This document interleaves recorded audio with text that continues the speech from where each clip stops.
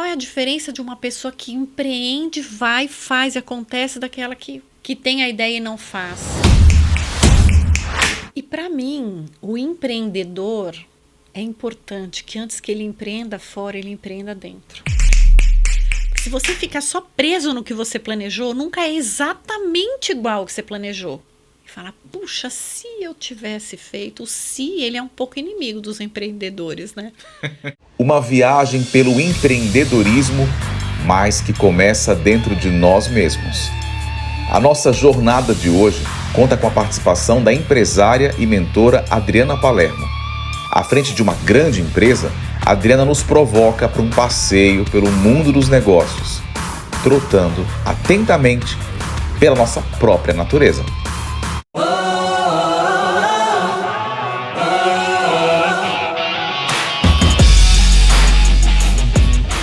Hoje, a gente está com uma pessoa super especial aqui.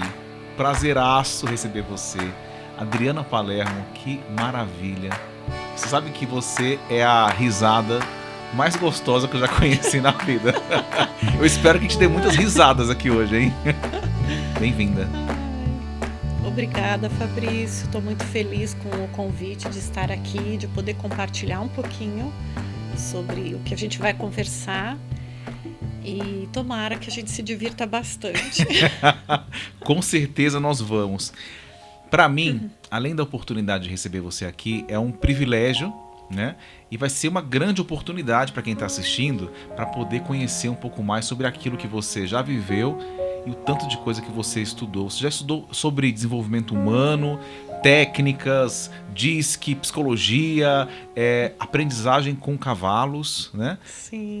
Além de ser uma empresária com bastante sucesso, né? Isso mesmo. Se apresenta, Adri, o pessoal quer te conhecer. Quem é a Adriana Palermo? Bom, eu sou uma mulher executiva, tive uma carreira grande, continuo no mundo organizacional, né? Em uma das maiores hamburguerias de São Paulo, né, chamada New Dog. E lá foi minha grande escola, né? Meus pais e essa empresa familiar, né? Foi onde eu vivi em cada momento o papel de executiva, o papel de filha, o papel de sócia e, e com todas as emoções, gente, possíveis e cabíveis nesse ambiente. Para quem não está em São Paulo, New Dog é uma das principais. Como é que chama? É lanchonete? Não, casa? É uma hamburgueria. Hamburgueria, só que hamburgueria fina, tá? É o lugar para você poder ir lá e se esbaldar. Tem aquela maionese verde, que é segredo da casa, né? Sim, né? sim. Maravilhoso. Lá é maravilhoso. Dri, seguinte, esse canal, ele tem como propósito ajudar as pessoas através da experiência de outras pessoas que tenham tido algum êxito na vida, né, em algum campo da sua atuação. Então, o nosso objetivo aqui é você poder compartilhar com a gente esse tanto de história e para que a gente possa aprender, para que a gente possa se transformar, tá bom? Todo mundo que participa do DantasCast tem uma revelação no final. No final, traz alguma história, traz algum item, traz algum contexto que vai nos ajudar a entender um pouco mais sobre você, um pouco mais sobre sua essência. Você trouxe alguma coisa para a gente poder descobrir no final? Sim, eu vou compartilhar no final. Então, algo bem tá aí... interessante, um segredinho sobre a minha vida para todos vocês. Mas só fala no final, tá? Vamos começar a nossa viagem, então? Vamos. Bora. A gente sempre começa primeiro falando da infância, né? Como é que foi a sua infância, assim, quando você fecha os olhos, essa viagem que a gente faz e pensa e lembra da tua infância, o que te vem? Olha, a minha infância foi maravilhosa, né? Tem uma parte dela que eu não lembro muito, né? Talvez aí alguns traumas para eu revisitar ainda, mas do que eu me lembro é a forma que eu sempre me conectava com os cavalos e com a natureza. Eu tive uma infância normal, assim, no sentido de pais com 4 filhos, um atrás do outro, né? Eu sou a filha mais velha. Minha descendência é italiana, espanhola e portuguesa, né? Então o sangue bem caliente. Então, Fala pouco. sabe aquela conversa que quando alguém passa, acha que tá todo mundo brigando, discutindo, mais ou menos isso. Tanto que quando ela chegou aqui, ela perguntou se ela podia gesticular, por causa do microfone. A preocupação dela era se ela podia gesticular. Então, na minha infância, né? Meus pais, nós morávamos num sítio. E nesse sítio, teve uma vez que eu tinha 3 para 4 anos, passaram romeiros com os cavalos. E minha mãe disse que eu deixei ela maluca, que eu queria um cavalo, como se fosse assim, mãe, compra uma bala para mim agora, que eu, né, tô com vontade. E ela ligou, né, pro meu pai no New Dog trabalhando. Meu pai, eu quero um cavalo, eu quero ir pra Romaria com os romeiros, né? E desde então eu pedia, falava até que ele um dia trouxe um cavalo que foi a grande paixão da minha vida, né? Um cavalo pampa de preto e branco, a coisa mais linda, chamado Cacique. E hoje esse nome me revela muito, né, do que eu fiz na minha vida, né? Eu lidero 115 pessoas, eu estou à frente da empresa familiar há mais de, sei lá, desde 2005, se eu não me engano. Então, meu pai faleceu em 2010, e aí, conversando com né, meus irmãos e minha mãe, os meus sócios, não, você continua. Então, assim, de uma certa forma, a liderança permeou e permeia a minha vida em vários, né, momentos, assim. Você herdou, né, a gestão, né, como família e tal, a família herdou a gestão do New Dog, né, que é uma hamburgueria famosa em São Paulo, e que a gente sabe que seu pai teve muito esforço para poder botá-la de pé, né? Até em outras ocasiões, quando a gente conversou algum tempo atrás, não sei, uns 20 anos atrás, será? Acho que foram, né? Acho que sim, né? Tempo. Faz tempo. Mas eu lembro de você comentar da estratégia que seu pai tinha para poder levar as pessoas para aquela primeira lanchonete. Conta pro pessoal como é que era essa estratégia da corrida, de carros, como é que funcionava isso? Bom, meu pai, ele vem da época antes de existir marketing, né? Antes de existir tudo isso. E eu sempre ficava assim, falava, pai, você era o maior marqueteiro que tinha. Que você nem sabia que o nome era esse, né? Então, primeiro que ele sabia conservar os relacionamentos, né? Então, ele tinha, assim, relacionamento com muitas pessoas, né? Seja fornecedores, sejam clientes, sejam amigos, né? Até grande parte da própria concorrência, né? E eu lembro que tinham rachas ali na Avenida Santo Amaro. E muitas vezes ele participava, minha mãe, várias pessoas, né? E em alguns momentos ele pegava o telefone e ligava para a polícia para parar o racha. E aí todo mundo descia e parava na hamburgueria. Ele levava as pessoas para lá. É uma super estratégia, Pô, né? com certeza. Ainda tinha o politicamente correto, né? Porque Isso. ele, inclusive, acabava com o racha, né? Para ninguém se machucar, não acontecer nada, né? Dri, quando eu conversei com seu pai, aqui naquela época, né? Ele comentou sobre a visão que ele tinha do líder. Não sei se você se lembra, mas ele falava que o líder é como se fosse um maestro. É como um maestro, não tem um maestro? Uhum. Como é que ele faz com aquela varinha na mão? Se ele largou a varinha, 300 músicos param de tocar. É um pouco da responsabilidade, né, que o maestro tem Sim. de tocar música, e você continuou tocando a música, né? E aí você decidiu não só trabalhar com a New Dog, não só trabalhar como empresária, mas também ir para um outro lado, que é o lado do desenvolvimento humano. Queria que você explicasse por que você decidiu fazer isso. E o que você faz, assim? Que trabalho é esse?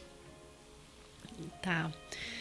É muito linda essa frase, né? E é muito profunda essa frase que meu pai traz do maestro, né? Se a gente perceber o que um maestro faz, ele está a todo momento dando suporte, suportando, né? Mostrando para as pessoas que dão o show, olha, se vocês precisarem, eu estou aqui. Né? Que eu acredito que foi o que ele fez a vida inteira e é um pouco do que eu faço, né? Até hoje. Quem dá o show não sou eu, são eles. Mas eles sabem que o que eles precisarem, eu vou estar ali, né? Para dar, seja uma palavra, seja um colo. Às vezes a pessoa, em vez de ir no RH, vem na Adriana, né? Para falar comigo. Então, Fabrício, eu acho que eu vivi todas as emoções que uma pessoa que trabalha com a família pode experienciar, e de todos os cargos, né? Enquanto filha, enquanto funcionária, passando por vários departamentos, eu comecei como office boy mesmo, né? E fui galgando, né, todos os departamentos para chegar onde eu cheguei, né? E com muitas questões, né? Questões da infância, né? O meu chefe era meu pai, então aquela mistura toda. Então eu acredito que todos os cursos que eu fiz para conseguir esse suporte que eu precisava para fazer um bom trabalho e para conseguir levar uma leveza maior para a família, uma união, uma harmonia, uma conciliação. E tudo isso que eu acredito que muitas pessoas das famílias gostariam. E eu vivi isso não a teoria, mas sim a prática. E aí eu acabei montando uma empresa para cuidar desse desenvolvimento humano, né? Para cuidar um pouco, como que eu posso me comunicar melhor, para ter uma relação mais harmônica? Como que eu posso me comunicar melhor com o meu chefe, com o meu par, com o meu subordinado, para que a gente consiga o que realmente é o objetivo, né? E não me magoar, né? Me chatear ou levar para o lado pessoal. E aí eu fiz milhões de formações e cada uma delas eu apliquei na minha vida, e o que de fato funcionou é o que eu levo dentro da nossa empresa e é o que eu levo nos atendimentos, né? Então eu faço algumas palestras, eu faço algumas mentorias, né? E também esses workshops com os cavalos que são lindos, né? Maravilhoso. Boa parte do que você aprendeu e deu certo tá nesse livro, né? Sim, aí eu compartilho. Empreenda em si mesmo. Aí eu compartilho 30 lições, né? Eu conto um pedacinho da minha história, o que eu aprendi, né, com aquilo, e dou 3 dicas para que a pessoa saia já praticando. Eu sou muito prática. Percebi. Já sei que você é prática. Falando um pouquinho sobre prática, eu gostaria que a gente desse aqui no podcast, aqui no Dantascast, algumas dicas, assim. A gente pode escolher algumas dicas que aparecem no livro, ou alguma coisa que você queira trazer, para que as pessoas possam aprender, para que elas possam depois ir pesquisar e tudo mais. Pode ser? Pode. Então é o seguinte, ó. Você fala aqui no livro sobre a característica de quem é empreendedor. Eu acho que extrapola um pouco não só para quem quer abrir um negócio, quem quer tocar um negócio, mas também quem quer empreender sobre si mesmo, né? Que é um pouco do que fala o livro. O que é esse empreendedor? Que tipo de atitude ele tem? Que tipo de comportamento ele tem nas suas observações e andanças por aí? Essa questão do empreender em si mesmo, quando veio para mim, veio o que eu fiz da minha própria vida, né? Eu sempre empreendi em mim mesma. Então, se eu percebia que eu tinha um desafio naquilo ali, eu falava assim, deixa eu olhar para isso. De que forma eu posso passar de uma forma mais fácil por esse desafio? De que forma eu posso ter uma melhor estratégia para essa situação que eu estou vivenciando nesse momento? E para mim, o empreendedor, é importante que antes que ele empreenda fora, ele empreenda dentro. Quando a gente se conhece, quando a gente percebe os gaps que a gente acaba trazendo, né? O nosso pai e nossa mãe, eles fazem o melhor que eles podem, mas a gente não vem com manual, né? Então, às vezes, eles dão muito limite e aí a criança fica mais parada, estagnada. Ou eles não colocam limite nenhum e aí a criança pediria um limite. Então, independente do que o pai e a mãe faz, a criança acaba julgando ou criando uma expectativa diferente daquilo que aconteceu no contexto. E nós temos muitos gaps. Quando a gente não olha para isso, qual que é a tendência? Cobrar do outro. Porque o marido não faz isso, porque o chefe não faz aquilo, porque a empresa, porque o pai, porque a mãe, porque o cachorro, enfim. E quando a gente olha para isso e percebe a real necessidade que a gente tem e acolhe a nossa criança, tudo fica diferente. E aí a gente vai com uma maturidade diferente para empreender fora. Seja o que for, a empresa ou o empreendimento. Então é um pouco disso. Quer dizer, buscando resposta em vários lugares e no final a resposta pode estar dentro da gente mesmo, né? Estávamos aqui falando sobre ser empreendedor e aí você comenta no livro um pouco sobre características desse empreendedor. Então, o autoconhecimento, né, vindo aqui como protagonista, na verdade, né? Eu ouço muito sobre autoconhecimento.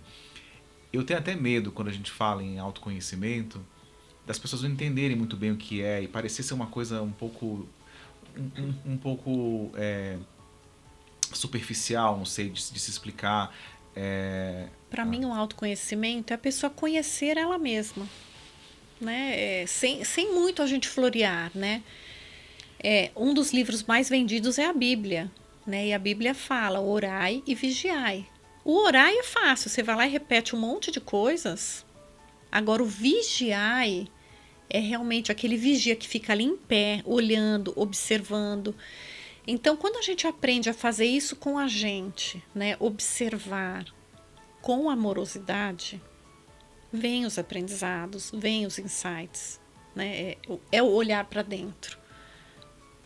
Desmistificando um pouco o que é o autoconhecimento. É olhar com amor, né? É olhar com amor. Com amor. Com entender amor. Que a gente tem gaps, sim, e que a gente tem que, às vezes, se perdoar, a gente tem que entender e tem que ir atrás para se desenvolver, né? E deixar o chicotinho de lado, né? Que a gente pega o chicotinho, descobre alguma coisa que não gosta e fica lá e não resolve, porque aí você vai se culpar e não vai resolver, não vai se responsabilizar por fazer algo diferente para conseguir aquilo que realmente você almeja, né? Mas voltando pro empreendedor, né? Para mim, o empreendedor, ele é ousado, ele assume riscos, ele foca na solução, né? Porque qual é a diferença de uma pessoa que empreende, vai, faz e acontece daquela que tem a ideia e não faz? Tem a ver um pouco com a coragem no sentido de sentir, né, o coração e fazer acontecer. Obstáculos a gente vai ter trabalhando de CLT, tendo a nossa própria empresa, não fazendo nada, né? Agora, quando a gente olha, a gente dá o primeiro passo, o segundo passo ele se apresenta. Aí você traz um dilema, né? Porque geralmente quando a gente olha uma empresária, a gente pensa, deve planejar muito, né? Deve fazer muito planejamento. Mas tem uma hora que tem que dar o primeiro passo, né? Difícil saber esse momento exato que você tem que parar de planejar, conjecturar e de repente, putz, agora eu vou para ação de fato, mesmo com um certo risco. Então eu vou te contar um episódio real da minha vida que eu acho que vai ilustrar bastante. Eu não me achava uma pessoa que planejava muito. Mas eu descobri que eu planejo bastante. Eu planejo, tá lá tudo planejadinho. Depois eu esqueço aquilo e deixo fluir. Porque se você ficar só preso no que você planejou, nunca é exatamente igual ao que você planejou. Aí às vezes você trava e estagna, né? E eu fui entrevistada por uma hamburgueria num trailer, que tá até no YouTube, chama Luz Câmera Burger. E aí eles me perguntaram, poxa, o New Dog é 24 horas. E naquela época, a gente ficava com a casa aberta até o último cliente. Então fechava domingo umas 4 da manhã, durante a semana até umas 5 e sábado até às 6. Aí eu falei, a casa é 24 horas. E o gerente quase morreu, que ele estava lá comigo, né? E aí, saindo de lá, eu falei, se programa, a partir de hoje a casa não fecha mais, né? Então, bem isso. Só que eu não fiz isso de uma hora para outra. Os 6 meses antes, o segurança media quantos carros iam embora depois que fechava. Então eu tinha tudo aquilo medido para saber, vale a pena, não vale a pena, faz, não faz, né? Então aqui tem um exemplo de algo que eu estudei, né, que eu organizei. Aí a escala, joguei um pouquinho pro gerente, né? Mas, de uma certa forma, eu acredito que o empreendedor ele precisa ousar, né? Quando a gente tem uma ideia e não faz nada, aí dali 6 meses alguém vai e abre algo que a gente não abriu. E fala, puxa, se eu tivesse feito, ele é um pouco inimigo dos empreendedores, né? Bom, voltando aqui à parte do livro, Você fala um pouco também sobre essa história que a gente fala em empresa também sobre isso, que é a história de ter sentimento de dono, de se sentir dono, né? E às vezes as pessoas ironizam um pouco, talvez porque não entendam muito bem o que é essa história de se sentir dono. O que é se sentir dono? Hoje em dia tem gente que fala muito da dor do dono, né? E tem gente que é contra falar do sentimento de dono, porque se a pessoa não é dono, como é que ele vai sentir o dono? Isso. Né? Eu entendo, né, ambas as formas, mas o que eu quero dizer com o sentimento de dono é quando você se olha na sua própria vida e você cuida da sua vida com excelência.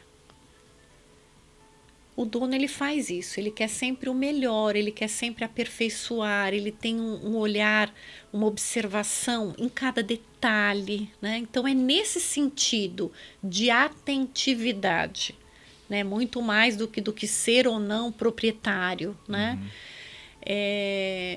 Então é um pouco disso, né? É um pouco do que é empatia, né? Quando a gente fala assim, poxa, né? O que é empatia, né? Como é que eu vou de repente ser tão empático se eu não sou aquela pessoa, né? Ou...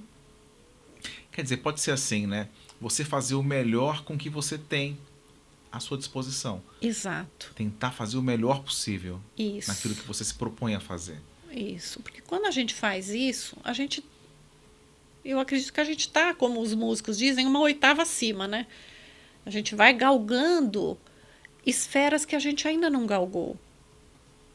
Que é o trabalho do autoconhecimento, do desenvolvimento. Da alta né? performance. De melhorar a performance. Exatamente. De você treinar o seu olho para olhar o belo, para olhar o talento, né? Para olhar a abundância e não só o que falta, só a escassez. Então, eu acredito que isso é um pouco desse sentimento de dono, sabe? Você contou uma história que eu acho que é bacana também para a gente poder comentar aqui, que foi uma passagem onde você estava voltando de uma palestra, você estava num avião, a palestra parece que foi boa, todo mundo elogiou, só que você com você mesma achou que tinha sido uma merda. Quando eu falo um pouco do perfeccionismo, né? E o que acontece? Eu acredito que o maior feedback que a gente pode ter é olhando o que acontece da sua interação. E nesse dia foi um pouco disso, né? Nossa, foi televisionado, foi espetacular. Depois dessa eu fui chamada para várias outras, né? Mas eu me peguei um pouquinho com a apresentação, com a forma que ficaram os slides, com o menos relevante, né? E aí o insight foi maravilhoso, né? No sentido de que para que muitas vezes a gente arruma um negocinho para não celebrar a vida ou não reconhecer aquilo que a gente faz tão bem. Quantas vezes a gente faz isso com a gente mesmo? Parar, contemplar, né? Fazer aquelas paradas e pensar, olha onde cheguei, olha onde eu conquistei.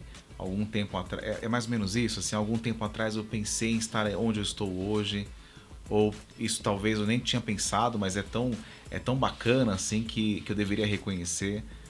Também isso, né? E vamos supor que o feedback não tivesse sido bom. Ok, deixa o chicotinho lá no chão e percebe, poxa, o que com isso eu posso aprender e o que eu posso fazer de diferente para melhorar? Legal. Eu acho que tem um pouco a ver também com a questão de você saber aproveitar o feedback, porque nem sempre vem o feedback, ou nem sempre a gente está aberto a ouvir o que as pessoas têm a dizer a respeito de alguma coisa que a gente tenha feito, né? O feedback é importante, né? É importante você buscar feedback, ouvir. Todos os feedbacks são possíveis de serem aproveitados ou não? Qual é a sua visão sobre isso? O que eu penso sobre o feedback? O feedback ele é essencial, né? Eu acho ele fundamental. O que a gente pode prestar atenção é assim, essa pessoa que está trazendo o feedback, né, é uma pessoa que quer o meu bem? faz sentido isso que eu estou escutando? Eu já escutei mais do que uma vez, né? Porque também se a gente recebe um feedback que não tem muita relação, que não faz o menor sentido, de uma pessoa que talvez não queira o nosso bem, às vezes não é tão real, né? Mas eu gosto muito da gente perceber o feedback na interação com o outro. Então, você percebe na sua comunicação com o outro o que aconteceu ali. Por exemplo? Por exemplo, se a gente é uma pessoa muito ríspida, eu falei que eu sou muito sincera, né? Às vezes eu cometo sincericídio. Quando eu percebo que eu passo um pouquinho do ponto, a fisiologia, o rosto da pessoa, o corpo, tudo me mostra aquilo. E aí, se eu estou observando, se eu estou vivendo no momento presente, aquilo já é um feedback para mim. A pessoa não precisa me falar, eu estou vendo, eu estou sentindo, eu estou percebendo.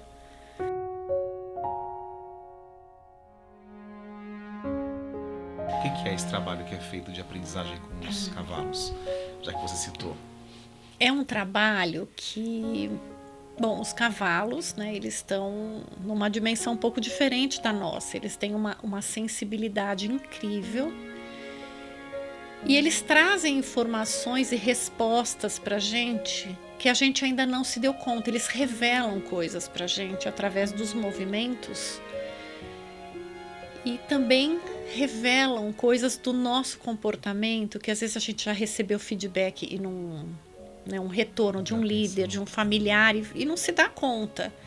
E aí, com a movimentação desses animais, fica assim muito claro, né? Então, os feedbacks que eu recebo, né, os depoimentos que eu recebo das pessoas que fizeram, nossa, então é isso. Que né? tipo de depoimento você já recebeu?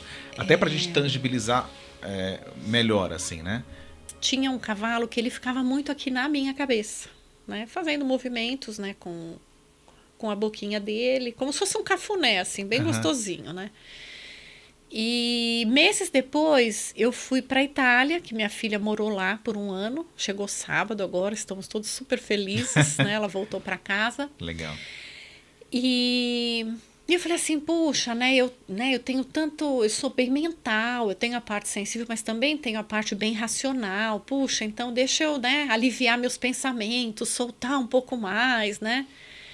E na Itália eu tive uma dor de cabeça muito forte. Eu não sou de ter dor de cabeça, né? Não tomo remédio nenhum, graças a Deus. Eu sou bem natureba, né? Mas foi uma dor de cabeça muito forte, muito forte. Eu apelei assim para tudo que eu conhecia de pedidos e enfim, me conectei muito e eu tive uma sensação que eu ia morrer mesmo, de tão forte que foi essa dor. E minha mãe estava comigo, ela levou um aparelhinho de pressão, mediu, estava bem alta a minha pressão. Aí ela me deu um comprimidinho que ela toma de pressão e aí eu dormi. Não tive mais nada. Cheguei no Brasil, falei, bom, eu vou olhar o que é isso. E aí fui na cardio, né? Falei, olha, minha mãe disse que foram os sintomas que meu pai teve quando ele infartou, né? Então eu quero saber como é que tá. Tudo ótimo, não tinha nada. Mas ela pediu uma tomo da cabeça, uma tomografia. E apareceu um nódulo. Bem no lugar que o cavalo ficou com a boquinha dele. Falei, Adriana, não deve ser nada, tá encapsulado, barará, mas vou te indicar para o neuro e graças a Deus não é nada. Né? Ele falou, pode ter até nascido com isso. Né? Então, assim, os cavalos trazem informações, às vezes a gente nem sabe exatamente o que é, mas eles cuidam, eles tratam, eles mostram, né? Eu acabei perdendo aqui uma parte e eu não fiz o principal, assim, uma informação importante, porque eu geralmente eu aplico um questionário no início aqui do nosso vídeo, onde a gente quer abordar um pouco da personalidade do nosso convidado. Porque a gente pergunta para o convidado assim, quem é você? E às vezes ele traz alguma coisa que tá muito formal. Então a gente faz aqui um questionário, fica tranquila, tá? Não vou te expor tanto, mas... Você concorda em participar do questionário? Opa, vamos lá. Depois eu venho com uma pergunta importante aqui sobre o teu trabalho e a sua trajetória. Vamos lá, quero te conhecer melhor, tá? Dri, você é à frente de um grande negócio, um negócio que trabalha no ramo alimentício, né? Vamos colocar assim. Você acha que a beterraba, ela rouba o sabor da comida como um todo? Você gosta de beterraba? Eu adoro beterraba. É sério, você não acha que a beterraba é assim meio egoísta, assim, não? Mas acho que ela rouba um pouquinho. Agora eu adoro. Eu tomo detox de beterraba quase todos os dias. É. Hoje, inclusive, eu almocei um detox de beterraba. É mesmo? Então, pimentão, vai no vinagrete? Ele pode ir. No teu vinagrete. Não. Que bom. Se me convidar para um churrasco, então o nosso Não vai ser coloque pimentão. o sem pimentão, tá bom. Dançar um forró ou cantar um karaokê? Dançar um forró. Você dança? Você não tem cara que dança forró. Você dança forró? Adoro dançar. Pode ser forró, pode ser samba, pode ser tango. Como é que é você no WhatsApp? Você é aquela pessoa que tem os pontinhos azuis lá de confirmação de leitura ou não? Tem gente que não tem, você sabe. Não sei se você tem. Você tem, não? Olha, eu tive até dia 22 de fevereiro desse ano. Sério? Você tirou? Eu tirei porque minha mãe teve um episódio de saúde muito grave. E aí a minha atenção era para ela. E como eu respondo muito rápido o WhatsApp, e as pessoas ficavam perguntando, eu achava desagradável eu já ter lido e não responder imediatamente. Então, de lá para cá eu tirei. Agora não tenho os azuizinhos. Acostumei. E você não fica ansiosa? Porque quando você tira o teu, você também não vê do outro, né? Não, eu achei ótimo, porque Sério? eu sou um pouquinho controladora.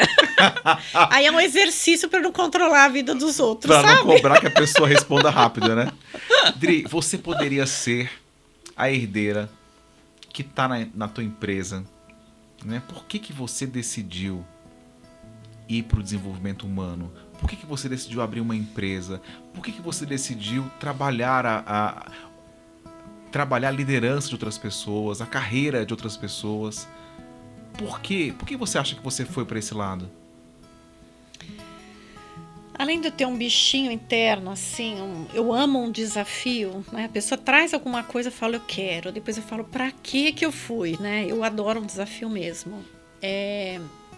Eu acredito que a gente tá na vida não é a passeio.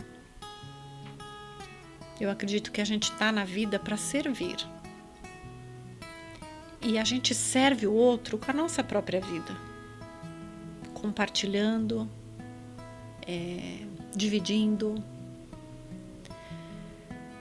Quantas pessoas vão poder escutar o que a gente está conversando aqui hoje e ter insights para ou serem mais felizes, ou aliviarem algo no trabalho, ou aplicarem algo, ou indicar para alguém que vai melhorar a vida da pessoa. Então é um pouco sobre isso, sabe? É um pouco do poder viver a minha vida cada dia melhor como um ser humano para mim, para as pessoas no meu entorno, para esse universo maravilhoso, cuidando do planeta, das plantas, dos animais. Eu acredito nisso. Que lindo. Essa musiquinha que você está ouvindo significa que a gente está terminando. Está chegando no fim o nosso bate-papo. Esse é o momento tá tão daquele... bacana. Exatamente. Estou muito feliz de receber você aqui. Quando eu te conheci, e eu comentei aqui no início, né, que seu pai me falou sobre o papel do maestro, né, que o maestro não pode parar de tocar. É muito bonito saber que você não parou de tocar, não deixou os músicos pararem de tocar e pelo contrário, né? Você está treinando outros maestros para tocarem cada vez mais e melhor. Dri, para fechar aqui o DantasCast, queria te perguntar o que é a sua lição de vida? O que você deixa de lição para as pessoas que estão assistindo? O que eu deixo de lição para as pessoas que estão assistindo é que, independente do que aconteça na sua vida, o que vai contar muito é a forma que você olha para aquilo que está se apresentando. Nós temos tempo de eu contar um pedacinho de como foi para mim? Eu nasci, né, a primeira filha. Eu escutei sempre da minha mãe que no momento do parto, uma enfermeira fez lavagem intestinal. E aí o médico, eu nasci no meio de uma discussão homérica do médico com a enfermeira. E a frase que eu escutei é assim: filha, você nasceu no meio da merda. Imagine para uma criança escutar isso e passar uma vida com isso. Mas, gente, a coisa mais maravilhosa que podia ter acontecido na minha vida era eu nascer no meio da merda. Porque a merda é adubo. ela nutre, ela alimenta, ela fortifica cada planta, cada alimento que a gente ingere. E é isso que eu faço na vida das pessoas. Eu sou um fertilizante. Eu potencializo cada pessoa que passa na minha vida. Que lindo.